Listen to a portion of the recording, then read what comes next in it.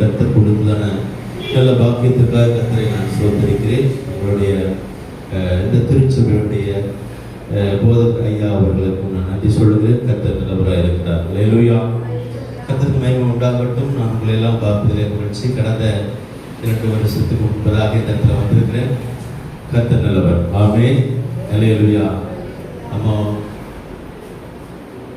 ஒரு வாரம் முழுக்க நாம இந்த ஞாயிற்றுக்கிழமை ஆராதனைக்காக நம்ம ஜெபம் பண்ண வேண்டும். அல்லேலூயா. தொடர்ந்து நம்ம ஜெபம் பண்ணணும். நம்முடைய ஜெபங்களில் ஆராதனை எந்த தடையில்லாமல் நடக்கணும். ஆராதனையில் நாங்கள் மாத்திரமில்லை, நம்மோடு கூட இருக்கிற சொந்தங்கள் பந்தங்கள் எல்லாம் ரட்சிக்கப்பட்டவர்களாக அந்த இடத்துல நிரப்பணும். ஆராதனைக்கு எந்த தடை இருக்கக்கூடாது. அன்றைக்கு தான் எல்லா விதமான விசேஷங்களும் வரும். நம்ம அழைக்கக்கூடிய காரியங்கள் எல்லாம் நடப்பவைகளெல்லாம் இல்லாதபடிக்கு கர்த்தாவே நீ நடத்துங்கன்னு சொல்லி நம்ம ஜெபம் பண்ணணும். அப்பொழுதும் அந்த ஞாயிற்றுக்கிழமை ஆராதனை மிக சிறப்பாக இருக்கும். கர்த்தருக்கு மகிமை உண்டாகட்டும். ஆமென். அல்லேலூயா. இன்றைக்கு கர்த்தர் நம்மோடு கூட பேசுகிறதான காரியம், கடந்த நாட்டில் நேற்றைய தினத்திலிருந்து இயேசு கிறிஸ்துவை ஏற்றுக்கொண்டு கிறிஸ்துவர்களாக வாழக்கூடிய நாம் யார் என்று இந்த கேள்வி இல்லை. நேற்றைய தினத்தில் காலை வேளையில் நம்ம ஜெபத்தில் எல்லாவற்றையும் பெற்றுக்கொள்கிறவர்களாய் காணப்படுகிறவர்கள் மாத்திரம் அல்ல, ஜெபத்திற்கு ஆண்டுடைய சித்தத்திற்கு நம்மை ஒப்பு கொடுக்கிறவர்கள் தான் நம்ம கிறிஸ்தவர்கள். நேற்றைய மாலையில் கர்த்தர் நம்மோடு கூட பேசின காரியம் என்னவென்று சொன்னால், நாம் தரிசித்து நடப்பவர்கள் அல்ல, விசுவாசித்து நடப்பவர்கள். ஆமென். கண்டதினால் என்னை விசுவாசித்தாய், காணாமல் இருந்தும் என்னை விசுவாசிக்கிறவன் பார்க்கிறவன் என்று சொல்லி கர்த்தர் சொன்ன காரியம். இன்றைக்கு கர்த்தர் நம்மோடு கூட பேசுவாராக. நம்ம ஒரு வசனத்தை எடுத்து வாசிப்போம். நெகேமியாவின் புத்தகம், நெகேமியா 8ஆம் அதிகாரம் 8வது வசனத்திலிருந்து 12வது வசனம் வரைக்கும் நாம் வாசிக்கலாம். அவர்கள் தேவனுடைய நியாயப்பிரமாண புஸ்தகத்தை தீர்க்கமாய் வாசித்து அர்த்தம் சொல்லி வாசித்ததை அவர்களுக்கு விளங்க பண்ணினார்கள். ஜனங்கள் எல்லோரும் நியாயப்பிரமாணத்தின் வார்த்தைகளை கேட்டபோது அழுதபடியால் திர்சதா எனப்பட்ட நெகேமியாவும் வேதபாரகனான எஸ்ரா என்னும் ஆசாரியனும் ஜனங்களுக்கு விளக்கி காட்டின லேவியரும் சகல ஜனங்களையும் நோக்கி, இந்த நாள் உங்கள் தேவனாகிய கர்த்தருக்கு பரிசுத்தமான நாள், நீங்கள் துக்கப்படவும் அளவும் வேண்டாம் என்றார்கள். பின்னும் அவன் அவர்களை நோக்கி, நீ போய் கொழுமையானதை புசித்து மதுரமானதை குடித்து ஒன்றுமில்லாதவர்களுக்கு பங்குகளை அனுப்புங்கள். இந்த நாள் நம்முடைய ஆண்டவருக்கு பரிசுத்தமான நாள், விசரப்பட வேண்டாம். கர்த்தருக்குள் மகிழ்ச்சியாய் இருப்பதே உங்களுடைய பலன் என்றான். அல்லேலூயா. அல்லேலூயா சொல்லுவோம். கர்த்தருக்கு மகிமை உண்டாகட்டும். நம் கண்களை மூடி கர்த்தாவே எங்களோடு கூட பேசும்படியாக நாங்கள் ஜெபிக்கிறோம். இந்த வார்த்தைகள் மூலமாக அடியார்களோடு பேசி ஆண்டவரே, நாங்கள் கற்றுக்கொள்ள வேண்டிய பாடங்கள் நாங்கள் எவ்வளவோ தியானம் பண்ணியிருப்போம். எவ்வளவோ வார்த்தைகளை நாங்கள் நம்முடைய ஆவியினாலே நிரப்பப்பட்டவர்களாக நாங்கள் வாசித்திருப்போம். இன்றைக்கும் எங்களோடு கூட பேசும்படியாக நாங்கள் ஜெபிக்கிறோம். ஆண்டவரே, பேச வேண்டிய காரியங்கள் கரத்திலிருந்து கொடுக்கப்படுவதாக, கொடுக்கப்படுகிற வார்த்தைகள் ஒவ்வொன்றும் எங்களுடைய வாழ்க்கைக்கு பிரயோஜனம் உள்ளதாய் காணப்படுவதாக, நம்முடைய வார்த்தைகளை கேட்கக்கூடாதபடிக்கு தடை செய்கிற எல்லா புறக்காரியங்கள் எல்லாவற்றையும் இயேசுவின் நாமத்தினாலே நாங்கள் சிறைப்படுத்தி கீழ்ப்படுத்துகிறோம். சகலவற்றினுடைய கரங்களை ஒப்புக் கொடுக்கிறோம். இயேசு கிறிஸ்துவின் நாமத்தில் ஜெபிக்கிறோம் நல்ல பிதாவே. ஆமென். ஆமென். அல்லேலூயா. அல்லேலூயா சொல்லுவோம். எல்லாரும் மகிழ்ச்சியா இருப்பீங்கன்னு நினைக்கிறேன். வழக்கமா வர ஊழியக்காரங்களாம் ஒரு வார்த்தை கேட்பாங்க, எத்தனை பேர் சந்தோஷமா இருக்கிறீங்க? நம்ம இன்றைக்கு கர்த்தர் சொன்ன வார்த்தை என்னது? கர்த்தருக்குள் மகிழ்ச்சியா இருப்பது நம்முடைய பலன். அல்லேலூயா. கர்த்தருக்கு மகிமை உண்டாகட்டும். அன்பு தேவ பிள்ளைகளே, வார்த்தை சொல்லுகிறது கர்த்தருக்குள் மகிழ்ச்சியா இருப்பதே உங்களுடைய பலன். ஒரு மனுஷன் கர்த்தருக்குள் இருந்தானா அவன் எப்படித்தானே இருக்க முடியும்? மகிழ்ச்சியாகத்தான் இருக்கும். அப்ப நம்ம சோகமா இருக்கிறோம், வேதனையோடு இருக்கிறோம், வருத்தத்தோடு இருக்கிறோம், என்ன இருக்கும்? நம்ம கர்த்தருக்குள் இல்லை என்ற அர்த்தம். ஒரு மனுஷன் கர்த்தருக்குள் இருக்கிறான்னா அவன் நிச்சயமாக எப்படிதான் இருப்பான்? மகிழ்ச்சியாகத்தான் இருப்பான். ஆமென். ஆண்டவர் சொல்லுகிற வார்த்தை என்ன இந்த இடத்துல? அவன் 10வது வசனத்தை நான் மீண்டும் வாசிக்கிறேன். பின்னும் அவன் அவர்களை நோக்கி, நீங்கள் போய் கொழுமையானதை புசித்து மதுரமானதை குடித்து ஒன்றுமில்லாதவர்களுக்கு பங்குகளை அனுப்புங்கள். அல்லேலூயா. இந்த நாள் நம்முடைய ஆண்டவருக்கு பரிசுத்தமான நாள், விசாரப்பட வேண்டாம்.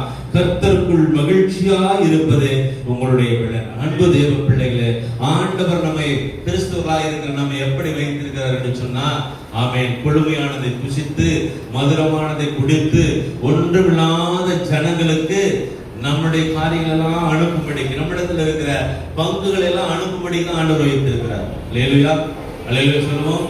ஆமென். அப்போ நம்ம தராதரத்தை உயர்த்தி வைத்திருக்கிறார். நம்முடைய வாழ்க்கை எப்படி இருக்கிறது?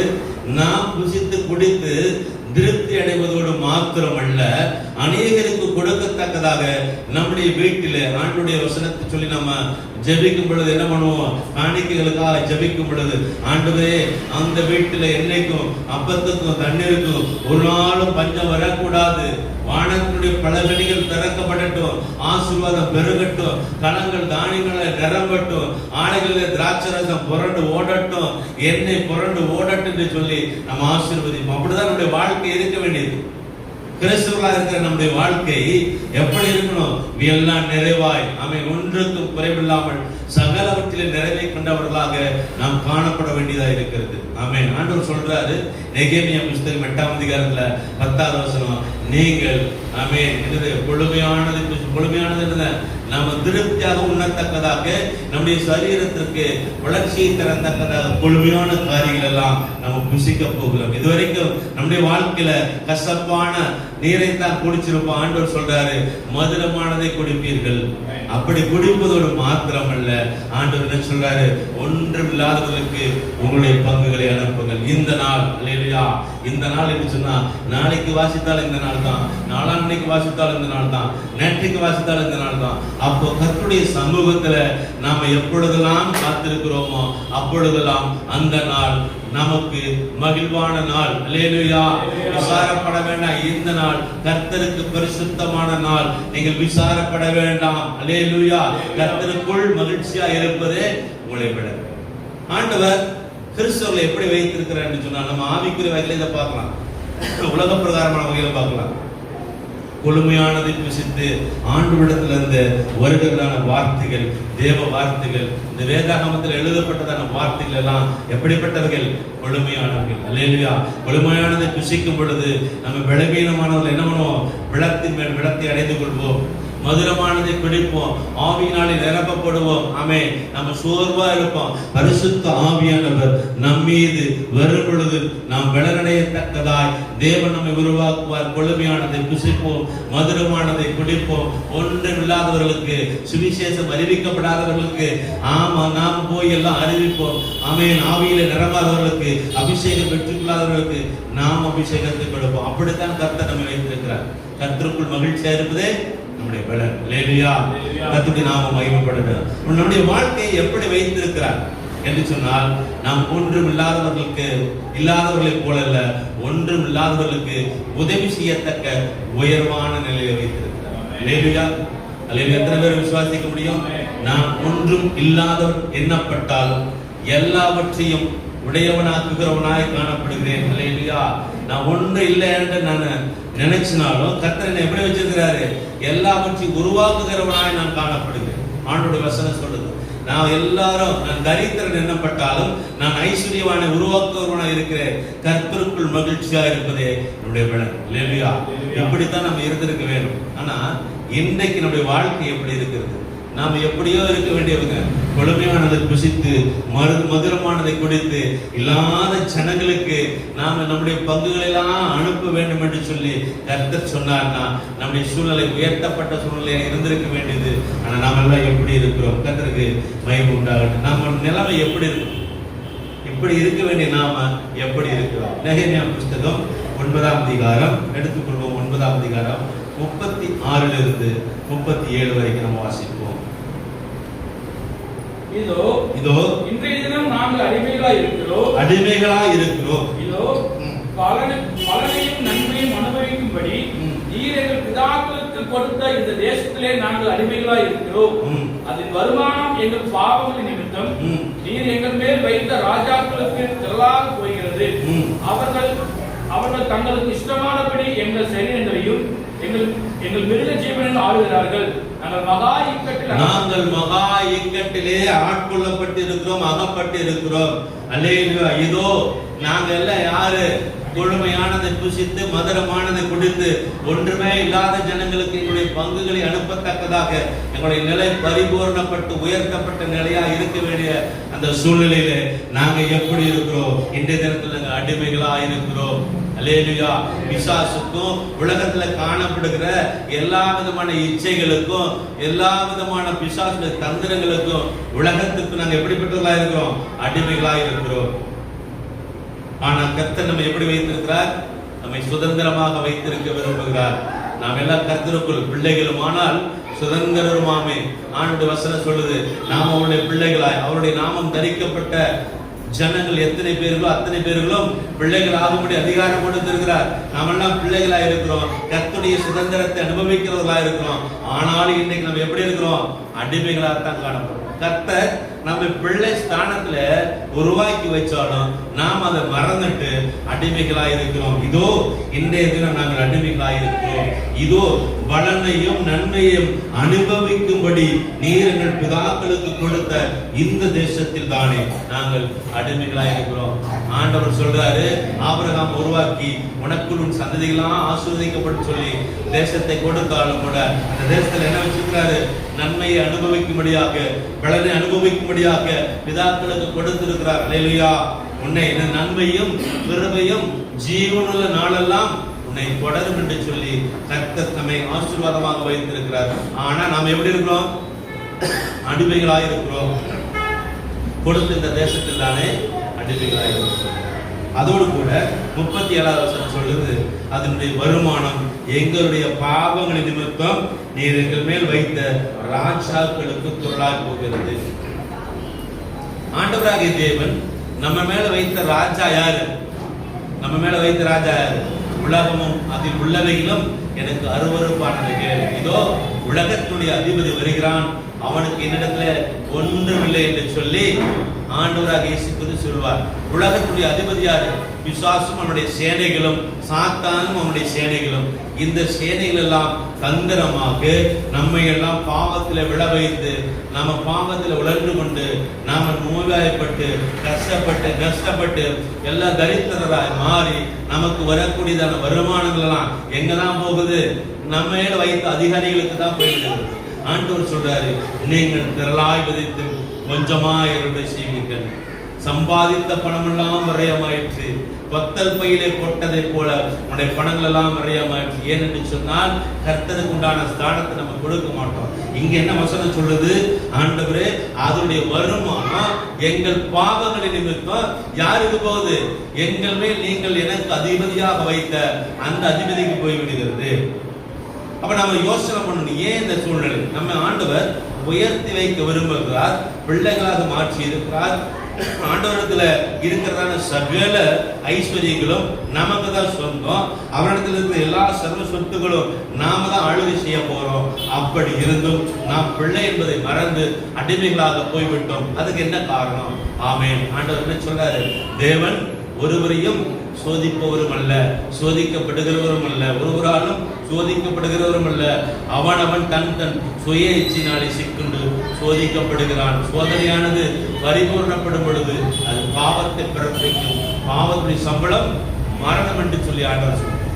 அந்த பாவத்தை நம்ம செய்தபடினாலே என்னுடைய பாவத்தின் நிமித்தம் நீங்க கொடுத்ததான இந்த தேசத்துல நான் அனுபவிக்கும்படியாக வைத்ததான எல்லா காரியங்களும் யாருக்கு தான் போகுது? எங்கள் மேல வைத்த அதிகாரியா இருக்கிற பிசாசுக்கு போகுது. நாம என்ன பண்ணுவோம்? நம்முடைய சூழ்நிலையில வாழ்க்கையில பாவத்தை செஞ்சிருப்போம். அப்ப நமக்கு சம்பாதிக்கிறதுல எங்கதான் போயிடும்? நமக்கு மேல வைத்த நோய்வாய்க்கெல்லாம் கொடுத்துருவோம். இதெல்லாம் நம்ம ஆஸ்தியில வைத்திருப்போம். நம்ம அதை என்ன பண்ணி இருக்க மாட்டோம்? ஊழியத்திற்கு ஊழியக்காரர்களுக்கு மற்ற ஒருத்தருக்கும் கூட ஏழ்மைகள் இருக்கிறவங்களுக்கு எல்லாம் கொடுத்து உதவி இருக்க மாட்டோம். ஆனா அது அனுப்பத்தை எங்கதான் போகும்? நம்ம மேல வைத்த அந்த மருத்துவர்களுக்கு எல்லாம் போய் உலகத்துடைய அதிபதிக்கு போய் கர்த்தர் தான் சொல்றார். நாம் எப்படி இருக்க வேண்டியவர்கள்? கிறிஸ்துவா இருக்க நம்ம எப்படி இருக்க வேண்டியவர்கள்? கொழுமையானதை புசித்து மதுரமானதை கொடுத்து ஒன்றுமில்லாத ஜாதிகளுக்கு நம்முடைய பங்குகளை அனுப்ப அப்படிப்பட்ட சூழ்நிலை இருக்க வேண்டியவர்கள். நாம் எப்படி இருக்கிறோம்? அடிமைகளாக இருக்கிறோம். இதற்கு என்ன காரணம்? ஒன்று நம்ம செய்த பாவம். இன்னொரு காரியம் நம்ம வாசிப்போம். இதுலயே 34, 39 அதிகாரத்திலேயே 34, 35 வருஷம் வாசிப்போம். எங்கள் ராஜாக்களும் எங்கள் பிரபுக்களும் எங்கள் ஆசாரியர்களும் உம்முடைய நியாயப்பிரமாணத்தின்படி செய்யாமலும் உம்முடைய நியாய பிரமாணத்தின்படி செய்யாமலும் உம்முடைய கற்பனைகளையும் நீர் அவர்களை கடிந்து கொண்ட உம்முடைய சாட்சிகளையும் கவனியாமல் போனார்கள். அவர்கள் தங்கள் ராஜ்யத்திலும் நீர் அவர்களுக்கு கொடுத்த உம்முடைய பெரிய தயையிலும் நீர் அவர்களுக்கு முன்பாக திறந்து வைத்த விசாலமும் செழிப்புமான தேசத்திலும் உமக்கு ஊழியம் செய்யாமலும் துர்க்கர்மங்களை விட்டு திரும்பாமல் போனார்கள். தங்களுடைய துர்க்கர்மங்களை விட்டு திரும்பாமல் போனார்கள். அப்போ நம்ம உயர்த்தி வைத்திருக்க வேண்டிய சூழ்நிலை இருக்க வேண்டிய நாம எப்படி இருக்கிறோம்? அடிமைகளாக இருக்கிறோம். அதுக்கு என்ன காரணம்? ஆண்டவர் சொல்றாரு, 2 வசனத்துல சொல்றாரு, எங்கள் ராஜாக்களுக்கு, எங்களுடைய பிரபுக்களுக்கு, எங்களுடைய ஆசாரியர்களுக்கு, எங்களுடைய பிதாக்களுக்கு நீங்க வைத்து போன அந்த நியாய பிரமாணத்தின்படி வாழவென்ற அந்த சட்ட திட்டத்தின்படி அவங்க வாழல, நியாய பிரமாணத்தின்படி செய்யாமல் போனார்கள். அல்லேலூயா. அப்ப நியாய பிரமாணத்தை மீறுவது என்ன பேரு?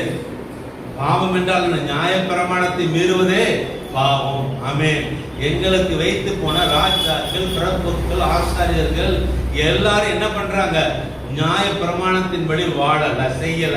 அப்ப நாம உயர்ந்த நிலையில் இருக்க வேண்டிய நாம தரித்திரராய் மாறினதுக்கு என்ன காரணம்? நியாய பிரமாணத்தின்படி செய்யல. அப்ப நியாய பிரமாணத்தின்படி செய்தாதான் பரலோக ராஜ்யமானா? ஆமா, அது அப்படிதான். ஆனா அந்த நியாய பிரமாணத்தின்படி செய்வதற்கேற்ற கிரியைகளை நடப்பித்தாதான் நமக்கு அந்த பரலோக ராஜ்யமானா? அது இல்லை. அந்த நியாய பிரமாணத்தை நிறைவேற்றும்படியான பலத்தை கர்த்தருடைய கிருபை கொடுக்கும். அல்லேலூயா. ஆமென். நம்ம நியாய பிரமாணத்தை முயற்சி செய்து பண்ணணுங்கிற அவசியம் இல்லை. கிறிஸ்துவுக்குள் இருந்தால் நாம் எப்பொழுதும் சந்தோஷமா தான் இருப்போம். கிறிஸ்துவுக்குள் நம்ம இருந்தா எப்பொழுதும் எப்படிதான் இருப்போம்? பரிசுத்தமா தான் இருப்போம். அவன் பரிசுத்தத்தை மீறது கஷ்டம். ஆனா யோசேப்பு என்ன சொல்றான்? நான் தேவனுக்கு விரோதமாய் பாவம் செய்வது எப்படி? அவனுடைய ரத்தத்திலே ஊறி போச்சு இயேசு கிறிஸ்துடைய அந்த நற்குணங்கள், இயேசு கிறிஸ்துடைய அந்த பரிசுத்தம். கிறிஸ்துவுக்குள் இருந்தோம்னா நம்ம பாவம் செய்ய முடியாது, நியாயப்பிரமாணத்தை மீற முடியாது. நம்முடைய இயற்கையான நடவடிக்கை அப்படிதான் ஆகிப்போம். அதான் ஆண்டவர் சொல்றாரு, என்னது? நீங்க நியாயப்பிரமாணத்தை மீறினீங்க, ஆகினாலதான் நீங்க கொடுமையான நிலைமையிலிருந்து தரித்திரம் அடிமைகளாக மாற்றப்பட்டீர்கள். ஒரு காரியம். 2வது என்ன சொல்றாரு? உம்முடைய கற்பனைகளையும் நீர் அவர்களை கடிந்து கொண்ட உம்முடைய சாட்சிகளையும் கவனியாமல் போனார்கள். ஆண்டவருடைய கற்பனை என்ன? இயேசு கிறிஸ்து சொல்றாரு, நான் எப்படி உங்கள் மீது அன்பா இருந்தேனோ அப்படியே நீங்களும் பிறர் மீது அன்பாயிருங்கள் என்கிறதான புதிதான கற்பனையை நான் உங்களுக்கு கொடுக்கிறேன். அல்லேலூயா. அப்படி சொன்னா நாம நம்மையே நேசித்தோம்னா நம்ம நம்மையே என்னது அன்பு கூறுதுன்னு ஒரு பிரயோஜனம் இல்லை. உங்களை எவ்வளவுக்கு நேசிக்கிறீங்களோ உன்னிலே நீ அன்பு கூறுவதை போல பிறன் மீது அன்பு கூறுவாயாக என்று என்ன நியாயப்பிரமாணம் சொல்லுதுன்னா அந்த நியாயப்பிரமாணத்துக்கு கட்டுப்படணும். அல்லேலூயா. ஆமென். உன்னுடைய தேவனாகிய கர்த்தரிடத்துல உன்னுடைய முழு இருதயத்தோடும் முழு ஆத்மாவோடும் முழு விளக்கோடு அன்பு கூறுவாயாக, உன்னை நேசிக்கிறதை போல பிறனையும் நேசிப்பாயாக. இந்த 2 வசனத்தின் பிரகாரம் நாம வாழ்க்கை நடத்தணும்னா இந்த வேதாகமத்தில் இருக்கிற எல்லா தீர்க்க தரிசனங்களையும் எல்லா நியாய பிரமாணங்களையும் நிறைவேற்றினதாக காணப்படுவோம். இது நான் சொல்லல, வேதாகமம் சொல்லுது. இல்லையா? இந்த 2 வசனத்தில் நம்ம உறுதியா நிலைநிறுத்த முடியும்னா நாம பைபிள் முழுக்க படிச்சு அதன் பிரகாரம் நடக்கிறவர்களாக காணப்படுவோம். அப்ப நம்ம என்ன பண்ணல? நியாய பிரமாணத்தின்படி நடக்கல, சாட்சிகளா இருக்கல. அதோடு கூட பாத்தீங்கன்னாக்க கற்பனைகளை நம்ம கை கொள்ளல. ஆகினாலதான் நமக்கு மேலான நிலைமையிலிருந்து கீழான நிலைமைக்கு போய்விட்டோம். இல்லையா? அதுக்கப்புறம் ரொம்ப முக்கியமான காரியம், அவர்கள் தங்கள் ராஜ்யத்திலும் நீர் அவர்களுக்கு கொடுத்த உங்களுடைய பெரிய தயையிலும் நீர் அவர்களுக்கு முன்பாக திறந்து வைத்த விசாலமும் செழிப்புமான தேசத்திலும் உமக்கு என்ன செய்யாம போனாங்க? ஊழியம் செய்யாமல் போனாங்க. தங்களுடைய துர்க்கருமங்களை விட்டு திரும்பாம போனாங்க. அல்லேலூயா. இதோ திறந்த வாசலை உனக்கு முன்பதாக வைத்திருக்கிறேன், ஒருவரும் அதை கூட்டுவதில்லை என்று சொல்லி திறந்த வாசலை வைத்திருக்கிற தேவன். அல்லேலூயா. ஆண்டவர் சொல்றாரு, என் வெளியே அல்லாமல் ஒருவனும் பிதாவினத்தில் வர முடியாது. என் வெளியே உட்பிரவேசிக்கிறவன் உள்ளும் புறமும் மேய்ச்சலை கண்டடைவான். அப்படிப்பட்ட மேய்ச்சல் உள்ள விசாலமான வழியை நமக்கு உருவாக்கி இருக்கிறார். ஆனா நாம் என்ன பண்ணி இருக்கிறோம்? அவர் பெரிய தயை காட்டி இருக்கிறார். ஆமென். அல்லேலூயா. ஆண்டவராகிய தேவன் தன்னுடைய ஒரே பேரான குமாரனை இந்த பூமிக்கு அனுப்பி உயிரை மாய்த்துக் கொள்ள வைத்திய ஆண்டவராகிய தேவன் நியாயப்பிரமாணத்தை கொடுத்தது ஏன்? என சட்டத்திட்டத்தை மீறினா அது பாவம். மீறாமல் இருக்க வேண்டும் என்று அவர் விரும்பினபடினாலே சட்டத்திட்டத்தை மீறுவதற்கு இவனுக்கு பலன் இல்லை, அதனால மீறாமல் இருக்கிறது ஒரு பலியை கொடுக்கணும்னு ஆண்டவராக இயேசு கிறிஸ்து அனுப்பினதுக்கு காரணம் நியாயப்பிரமாணமும் இயேசு கிறிஸ்துவும் இந்த பூமிக்கு வந்ததுக்கு என்ன காரணம்? அவர் நம் மீது வைத்த அன்பு. அந்த அன்பினாலதான். ஏன் அன்பு? என்னுடைய பிள்ளை என்னை போலத்தான் இருக்கணும். நான் எப்படி பரிசுத்தமா இருக்கிறேனோ அப்படித்தான் அவனும் பரிசுத்தமாக இருக்க வேண்டும். நான் எப்படி உலகத்தால் அல்லாதது போல இருக்கிறேனோ அப்படி போலவே நீங்களும் உலகத்தாராய் இராதீர்கள் என்று ஆண்டவர் சொன்னா, அப்படி போல வாழணும்னா நாம் யாரை பின்பற்றணும்? கர்த்தராகிய இயேசு கிறிஸ்துவை. ஆனா என்ன செய்யல? விசாலமான தேசத்துல நாம் என்ன பண்ணல? செழிப்பான தேசத்துல ஆண்டவருக்கு ஊழியம் செய்யல. ஊழியர்கள் மாத்திரம்தான் ஊழியம் செய்யணுமா? விசுவாச பிள்ளைங்க ஊழியம் செய்யக்கூடாதா? ஆமென். சமயம் வாய்த்தாலும் வாய்க்காதே போனாலும் சுவிசேஷம் அறிவிப்பது என் மேல் விழுந்த அந்த கடமையை நாம செய்யறோமா? அந்த கடனை திருப்பி செலுத்துறோமா? நமக்கு சுவிசேஷம் எப்படி அறிவிக்கப்பட்டது? யாரோ ஒருவர் மூலமாக அறிவிக்கப்பட்டிருக்கும். அந்த சுவிசேஷத்தை பற்றிக்கொண்டு கர்த்தரிடத்தில் நம்முடைய எல்லாவற்றையும் நம்ம அர்ப்பணித்து நம்மை ரட்சித்த தேவனுக்கு உண்மையா இருக்கிறோமே, அப்படி போல அநேகரை மாற்றுவதற்கு நம்மாலான பிரயாசத்தை நம்ம பட்டோமா?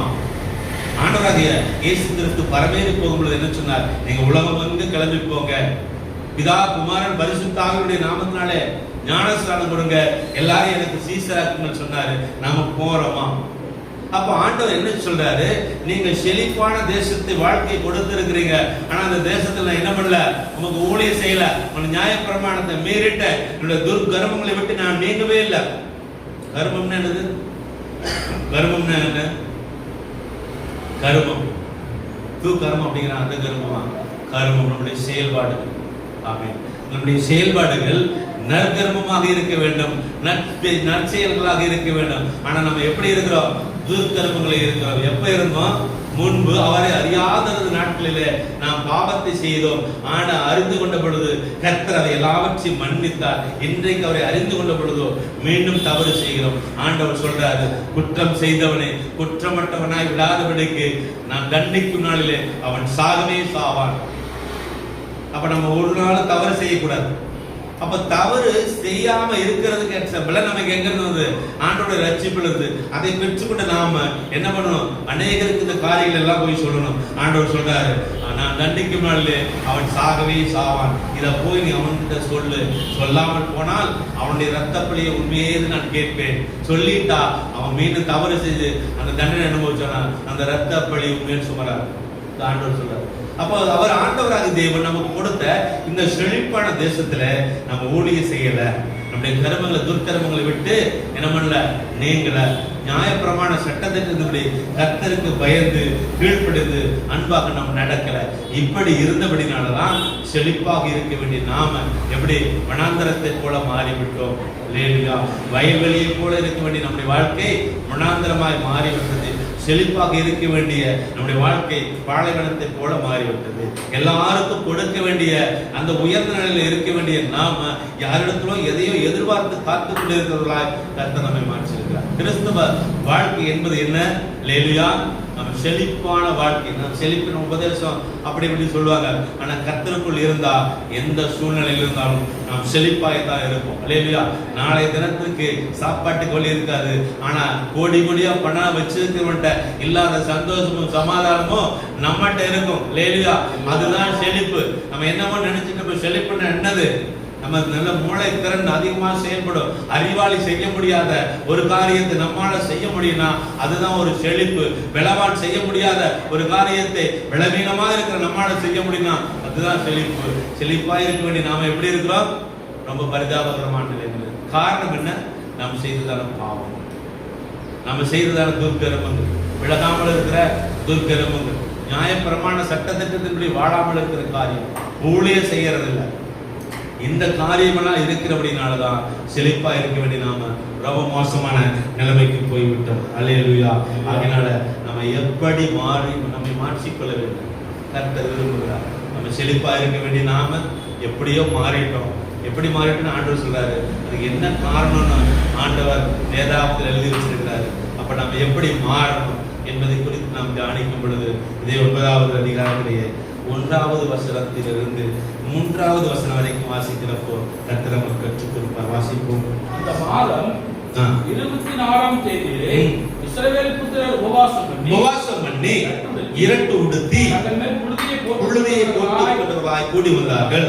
இஸ்ரவேல் சந்ததியார் மறுஜாதியார் எல்லாம் விட்டு பிரிந்து வந்து நின்று தங்கள் பாவங்களையும் தங்கள் பிதாக்களின் அக்கிரமங்களையும் அறிக்கையிட்டார்கள். அவர்கள் எழுந்திருந்து தங்கள் நிலையில் நின்றார்கள். அப்பொழுது ஒரு ஜாமம் மட்டும் அவர்களுடைய தேவனாகிய கர்த்தரின் நியாயப்பிரமாண புஸ்தகம் வாசிக்கப்பட்டது. பின்பு ஒரு ஜாமம் மட்டும் அவர்கள் பாவ அறிக்கை பண்ணி தங்கள் தேவனாகிய கர்த்தரை பணிந்து கொண்டார்கள். நம்ம செய்ய வேண்டிய காரியத்தை குறித்து ஆண்டவர் சொல்லுகிறார். அந்த மாசத்துல தாமே அந்த இஸ்ரவேல் ஜனங்கள் என்ன பண்றாங்க? உபவாசம் பண்றாங்க, இரட்டு உடுத்துறாங்க. இரட்டு உடுத்துறது அந்த கோணி பையில செய்தான இந்த காரியங்கள் அப்ப நம்ம படவடவும் பண்ணாம நம்ம ஆடம்பரமா காட்டிக்கொள்ளாம எளிமையான உடையில வந்து உபவாசம் பண்ணி தங்கள் மேல புழுதியை போட்டுக் கொண்டவர்களாய், அப்ப நம்ம எந்த ஆண்டவர் எதையாவது மற்றவங்க எதையாவது புழுதி வாரி தூற்றினாங்கன்னா ஆமா எல்லாத்தையும் என் மேலே போடு என்று சுமந்து கொண்டவர்களாய் காணப்பட்டு மறுசாதியரை விட்டு பிரிந்து வரவர். அப்படின்னு என்ன? ஒரு ஜாதிக்கு உனக்கு ஏது தொடர்பு, எனது விக்கிரக ஆராதனைக்கு உனக்கு ஏது சம்பந்தம் என்று சொன்னால், உலகத்துல வாழ்ந்தாலும் நாம் உலகத்தாரா இருக்கக்கூடாது. என்னது ஆண்டவர் என்ன சொல்றாரு? இந்த உலகத்துக்கு ஏற்ற ஒத்த வேஷம் தெரியாமல் தேவனுடைய பிரியமும் நன்மையும் உண்மையான சித்தம் என்னதென்று அறியத்தக்க வகையில உங்கள் மனம் புதிதாக மறுரூபமாக ஆண்டவர் சொன்னா, அப்படி போல மறுரூபம் ஆனவர்களாக நாம் அந்த மறுசாதியார்களை விட்டு பிரிந்து வந்து நம்முடைய பாவங்களை எல்லாம், நம்முடைய முற்பிதாக்கள் செய்த பாவங்களை எல்லாம் அறிக்கை செய்தார்கள். அப்ப நாம அறிக்கை செய்யணும், அக்கிரமங்களை அறிக்கை செய்யணும். மற்றவர்களை நம்ம புண்படுத்தி இருப்போம், அவர்களிடத்துல மன்னிப்பு கேட்கணும். ஆண்டவருக்கு விரோதமா செய்திருப்போம், ஆண்டவர்கிட்ட மன்னிப்பு கேட்கணும், பாவ அறிக்கை செய்யணும். இல்லையா? அப்போ எல்லாரும் எழுந்திருந்து தங்களுடைய நிலையில் நின்றார்கள். அல்லேலூயா. நம்முடைய நிலையில் எத்தனை பேர் நிற்கிறோம்? இந்த ஆலயத்திற்காக, இந்த சபைக்காக நாம் எத்தனை பேர் ஒருமித்து நிற்கிறோம்? அல்லேலூயா. எவ்வளவு போராட்டம் வந்தாலும் பாடுக்கு வந்தாலும் இந்த சபையை விரிவாக்கம் பண்ணுவதற்கு என்னால் நிற்க முடியும் என்று எல்லாரும் எழுப்பி நின்றார்கள். நாம நிற்கிறோமா? அப்படி நின்றோம்னா கர்த்தர் உயர்த்தி வைப்பார். அல்லேலூயா. ஒரு சாமம் மட்டும் தேவனாகி கர்த்தருடைய நியாய பிரமாண புஸ்தகம் வாசிக்கப்பட்டது. ஒரு நாம் நைட்டு முழுக்க வேதாகமத்தை வாசிக்கிறாங்க. நாம வாழ்க்கையில வேதாகமத்தை எத்தனை முறை வாசித்திருக்கிறோம்? நமக்கு வயது எவ்வளவு வேணும் ஆயிருக்கலாம், இதுவரைக்கும் வேதாகமத்தை முழுமையாக வாசித்திருக்கிறோமா? ஒரு வசனத்தை வாசித்திருக்கிறோமா? அல்லேலூயா. இந்த பிள்ளையாண்ட நல்லா ஒரு வசனம் ஆக்சனோட நினைக்கிறேன். அந்த குட்டி பையன் நல்லா அருமையா சொன்னாங்க. இப்போ வசனம் நம்ம பிள்ளைகளுக்கு கற்றுக் கொடுக்கிறோம்னா அதுக்கு முன்பதாக என்ன பண்ணணும்? அந்த வசனம் நம்முடைய மனதில் இருக்க வேண்டும். இல்லையா? 99வது சங்கீதம் சொல்லுன்னா நம்ம பெரியவங்களுக்கு பேருக்கு 99வது சங்கீதம் தெரியும், அதை நம்ம நினைச்சு பார்க்கணும். அப்ப ஒரு ஜாமம் மட்டும் நியாயப்பிரமாண புஸ்தகம் வேதாகமம் வாசிக்கப்பட்டது. அதுக்கப்புறம் ஒரு சாமம் மட்டும் பாவ அறிக்கை பண்ணினார்கள். அப்ப நைட்டு பூரா பாவ அறிக்கை பண்ற அளவுக்கு என்ன இருந்தது? அவங்கள்ட்ட பாவம் இருந்தது. அப்ப நம்மகிட்ட பாவம் இருக்குதா இல்லையான்னு நம்ம யோசனை பண்ணோம்னா நம்ம எல்லாம் நீதிமன்றத்தில் தான் இருக்கும். ஆண்டவர் சொல்றாரு, நீதிமன்றம் ஒருவனும் இல்லை, ஒருவனாகிலும் இல்லை. அப்ப யாரு? நம்ம எல்லாரும் பாவம். என் தாய் என்னை பாவத்திலே கர்ப்பம் தரித்தால் நான் பாவியாய் ஜனிப்பிக்கப்பட்டேன் என்று யார் சொல்றது? பரிசுத்தவான் சொல்றது. அப்ப நாமெல்லாம் யாரு?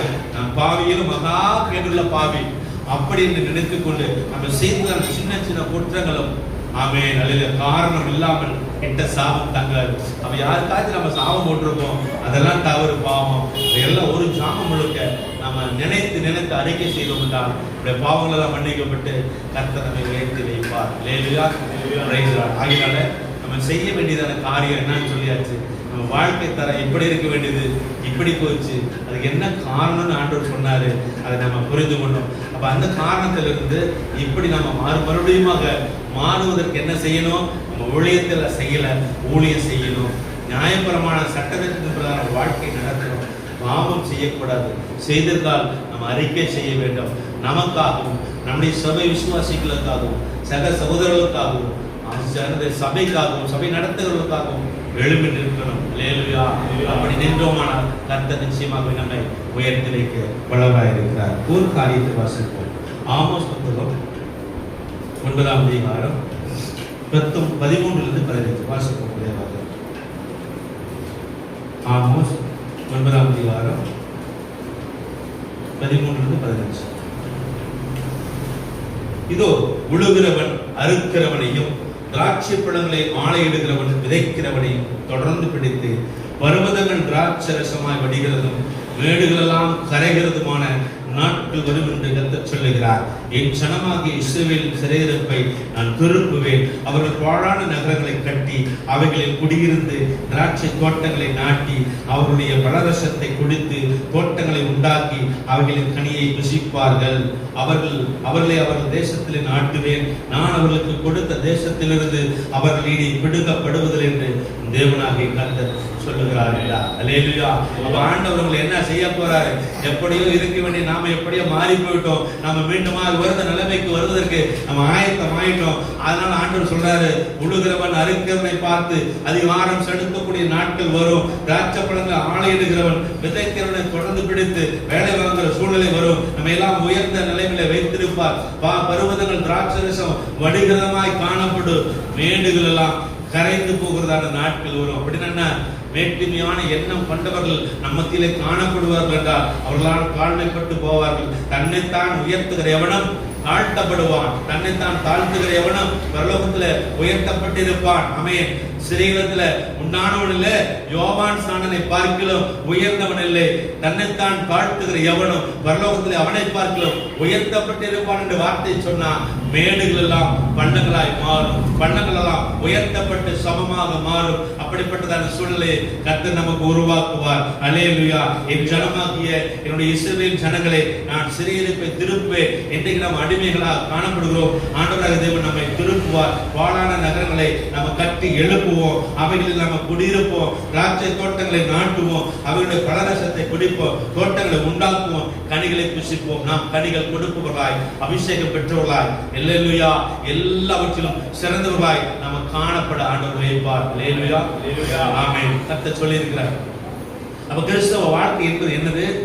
ஆண்டவர் கொடுக்கிற அபிஷேகங்களையும் ஆண்டவர் கொடுக்கிற ஆசீர்வாதங்களையும் செழிப்புகளையும் என்ன அனுபவிக்க பிறந்தவர்கள். ஆண்டவர் சொல்றாரு, பிள்ளைகளும் ஆனால் சுதந்திரமாகும் என்று சொல்லி ஆண்டவர் வசனத்துல சொல்றாரு. அதனாலுமே தேவ பிள்ளைகளை இந்த நாளில நம்ம எப்படியோ இருக்க வேண்டிய நாமே உட்கார்ந்து ஆராய்ச்சி பண்ணி பார்த்தோம்னா நம்முடைய வாழ்க்கை எப்படி கீழாக போயிடுச்சு. கிறிஸ்தவருடைய வாழ்க்கை என்பது உயர்ந்த தரத்தை கொண்டது. ஆமென். அப்ப உயர்ந்த தரம்னா அம்பானி அதானியை விட நம்ம மேலானவர்கள். ஆமென். அல்லேலூயா. இன்னைக்கு அவங்க எல்லாம் என்னதான் தலைகீழா உருண்டு பிறந்தாலும் எங்க வர முடியாது? பரலோகத்துக்கு வர முடியாது. ஐஸ்வர்யவான் என்ன ஐஸ்வர்யத்தை சுதந்திரித்து கொண்டாலும் தன்னுடைய ஜீவனை நஷ்டப்படுத்தி கொண்டிருக்காங்க. அவங்க ஒரு லாபமும் இல்லை. ஆனா நாம இன்றைக்கு மறித்து கர்த்தருடைய பருவத்துக்கு போவோம் என்கிற விசுவாசம் நமக்கு இருக்குது. ஆண்டவர் இன்றைக்கு வரக்கூடுமானால் நம்முடைய ஆவி ஆத்ம சரீரம் முழுவதும் பரிசுத்தமாய் காக்கப்பட்டு அவருடைய சமூகத்தில் காணப்படுற அளவுக்கு நம்ம இருக்கிறோம் என்று சொன்னால் அந்த பாக்கியத்தை ஆண்டவர் கொடுத்திருக்கிறார். அப்போ அம்பானி அதானிக்கு இல்லாத ஒரு பெரிய பாக்கியம் நமக்கு என்ன இருக்குது? கர்த்தருடைய ராஜ்யத்தில் நம்ம காணப்படுவோம். அவங்களுக்கு இல்லை. அப்ப நம்ம எப்பொழுதுமே ஹாப்பியாக மேன்மையான நிலையில இருந்திருக்க வேண்டியவர்கள். நம்ம எப்படி ஆனா நம்ம அறியாமலேயே கீழான நிலைக்கு போயிட்டோம். அதுக்கு என்ன காரணம் என்று சொல்லி ஆண்டவர் உணர்ந்திருக்கிறார். கர்த்தருடைய தேவ பிள்ளைகளை இதெல்லாம் நம்ம உணர்ந்து கொண்டு நாம் எதை இழந்தோமோ அவற்றை மீண்டும் பெற்றுக்கொள்ள கர்த்தர் என்ன கற்றுக் கொடுத்தாரோ அவரெல்லாம் கற்றுக்கொண்டு நடக்கும் பொழுது கர்த்தர் நிச்சயமாகவே நம்மை மீண்டும் சிறையிருப்பை திருப்புவார். வாழானதை எழுப்பி கட்டுவார். கர்த்தருக்கு மகிமை உண்டாகட்டும். இறுதியாக நம்ம எல்லாரும் சேர்ந்து ஒரு மாசத்தை நாம் நிறைவு செய்யலாம். பிலிப்பியருக்கு எழுதின நிருபம் அப்போஸ்தலனாகிய பவுல் பிலிப்பியருக்கு எழுதின நிருபத்தினுடைய 4ஆம் அதிகாரத்துல ஒரே ஒரு வசனத்தை நாம் வாசித்து நிறைவு செய்யலாம். 4ஆம் அதிகாரத்துல 8வது வசனம் வாசிப்போம். கடைசியாக சகோதரரே, எல்லாரும் சேர்ந்து உண்மை உள்ளவைகள் எவைகளோ வாசிமா சத்தமா சொல்லுங்க. படிக்க தெரிஞ்சுக்கலாம், படிக்கலாம். நான் சொல்றது அப்படி கேட்டு அப்படி சொல்லுங்க. உண்மை உள்ளவைகள் எவைகளோ, ஒழுக்கம் உள்ளவைகள் எவைகளோ, நீதி உள்ளவைகள் எவைகளோ, கற்பு உள்ளவைகள் எவைகளோ, அன்பு உள்ளவைகள் எவைகளோ, நற்கீர்த்தி உள்ளவைகள் எவைகளோ, புண்ணியம் எதுவோ, புகழ் எதுவோ அவைகளையே சிந்தித்துக் கொண்டிருங்கள். நம்ம என்ன பண்ணுவோமா? ஆண்டவர் சொன்னதான இந்த காரியத்தை சிந்தித்துக் கொண்டிருக்கணும்னு சொல்றாரு. செயல்படுத்தணுமானா இந்த சிந்தனையோடு இருக்கிற நாம நம்முடைய செயல்பாடுகள் எப்ப வந்தாலும் எப்படிதான் இருப்போம்? நம்ம வாழ்க்கையில ஒழுக்கக்கேடா நடந்துக்கவே மாட்டோம். உண்மை மட்டும்தான் பேசுவோம். கொஞ்சத்துல உண்மை உள்ளவனா இருந்தால் அநேகத்தின் மேல அதிகாரியாக இப்ப ஆண்டவர் சொல்லியிருக்காரு, நம்ம உண்மை உள்ளவைகளை தான் நம்ம சிந்தித்து இருக்கிறோம், அதைத்தான் செய்வோம். ஒழுக்கக்கேடா நடந்து கொள்ள மாட்டோம், நீதியானதான் நடப்பிப்போம். நம்முடைய வாழ்க்கையில கற்புள்ள நெறிகளை தான் நம்ம கடைபிடிப்போம். அன்பு எல்லார் மேல வைத்திருப்போம். நம்ம விரோதம் பாராட்டுறது மேலும் அன்பை வைத்திருப்போம். நல்ல கீர்த்தி உள்ள காரியங்களையே நம்ம செய்வோம். புகழ்ச்சி நமக்கு வரணுங்கிறதுல நம்ம மூலமா ஆண்டவருக்கு என்ன புகழ் வரும், ஆண்டவருக்கு என்ன நற்கீர்த்தி வரும், ஆண்டவருக்கு என்ன பெருமை வரும்னு அதையே நம்ம சிந்தித்துக் கொண்டிருக்கிறோம்னால என் மூலமாய் நான் செருகவும் அவர் பெருகவும் என்னாலான எல்லா காரியத்தையும் தரமட்டமான காரியத்தை கூட என்னால செய்ய முடியுங்கிற உறுதித்தன்மை நமக்கு இருக்கும் பொழுது கர்த்தர் நிச்சயமாகவே நம்ம வாழ்க்கையில உயர்த்தி வைப்பார். அல்லேலூயா. சொன்ன காரியங்கள் உங்களுக்கு புரிந்திருக்கும் என்று நான் விசுவாசிக்கிறேன். கர்த்தர் நம்மோடு கூட பேசி இருக்கிறார். அப்படி நம்ம மறுபடியும் கோர்வையா சொல்லிடலாம். நம்ம எப்படியோ இருக்க வேண்டியது, குளுமையானதை புசித்து மதுரமானதை குடித்து ஒன்றுமில்லாத ஜனங்களுக்கு நம்முடைய பங்குகளை அனுப்ப வேண்டிய நாம எப்படி மாறி போயிட்டோம்? கர்த்தர் தாமே நமக்கு கொடுத்ததான தேசத்துல நமக்கு மேல் அதிகாரியா வைத்த அந்த ஜனங்களுக்கு, அந்த பிசாசுகளுக்கு நம்ம அடிமைகளாய் காணப்படுகிறோம். இதுக்கு என்ன காரணம்? நம்ம நியாய பிரமாண சட்டத்துக்கு நடக்கல, ஆண்டவருக்கு ஊழியம் பண்ணல, அவர் கொடுத்த தேசத்துல நாம் அக்கிரமங்களை செய்து வருகிறோம். இவை எல்லாவற்றையும் கர்த்தர் நமக்கு உணர்த்திருக்கிறார்னா நாம என்ன பண்ண வேண்டியது? ஒரு சாமம் முழுக்க எல்லா பாவத்தை அறிக்கை செய்யணும், வேதாகமத்தை வாசிக்கணும், அவருக்கு ஊழியம் செய்யணும், அவர் சொன்ன பிரகாரம் நடக்கணும். அப்படி நடந்தோம்னு சொன்னால் கர்த்தர் தாமே நமக்கு கொடுத்த தேசத்துல பாழாய் போனதா இருந்தாலும் எடுத்து கட்டுவார். எல்லாம் சீர்காடானதை சீராக மாற்றுவார். முந்தின சீரை பார்க்கலும் நற்சீர் உண்டாக செய்வார். இதுதான் கர்த்தர் நமக்கு கொடுக்கிறதான இந்த காரியம். அல்லேலூயா. கர்த்தரை மூடி ஒரு நிமிஷம் நம்ம ஜெபிக்கலாம். நல்ல பிதாவே, நன்றி செலுத்துகிறோம், நன்றியோடு துதிக்கிறோம். கர்த்தாவே, சர்வ வல்லமையுள்ள பிதாவே, உமக்கு ஸ்தோத்திரம். எங்களுடைய வாழ்க்கையிலே எங்களுடைய சூழ்நிலைகள் அவன் உயர்த்தப்பட்டதா இருந்தாலும் நாங்கள் கீழான நிலைமையில வாழ்ந்து கொண்டிருக்க எங்களுடைய காரியங்கள் காரணமாக இருக்கிறது. அவை எல்லாவற்றையும் நாங்கள் கற்றுக்கொண்டிருக்கிறோம். எப்படிப்பட்டதான காரியங்களை நாங்கள் இனிமேலும் நாங்கள் உழற்று போகாதபடிக்கு கர்த்தர் கற்று தந்த காரியங்களை கற்றுக்கொண்டு அதன் பிரகாரம் நடக்க மாத்திரம் கர்த்தாவே நீர் எங்களுக்கு நல்ல அமையின் ஞானத்தை கொடுக்கப்பட ஆசீர்வதிக்கிறோம். சகலபட்ச உலகங்களை போகிறோம். இயேசு கிறிஸ்துவின் நாமத்தில் ஜெபிக்கிறோம் நல்ல பிதாவே. ஆமென். ஆமென். அல்லேலூயா. நிமிஷம் முழுத்தில் தலையை தாழ்த்தி நல்ல வார்த்தைகளை ஆண்டவர் நாளில் அவரோடு பேசியிருக்கிறார். நன்மையான காரியங்களை பெற்றுக்கொள்ளாத தடைகள் நமக்கு ஏதாவது இருக்கும் என்று சொன்னால் தேவ சமூகத்திலே நம்ம ஒப்பு கொடுப்போம். அதை பெரிய காரியங்கள் செய்வார்கள். கடைசியாக பசர் நோன் அவர்கள் கடந்து வந்து இறுதி ஜெபத்தை எடுக்கக்கூடிய உங்களை பயணம் கேட்டுக்கொள்கிறோம்.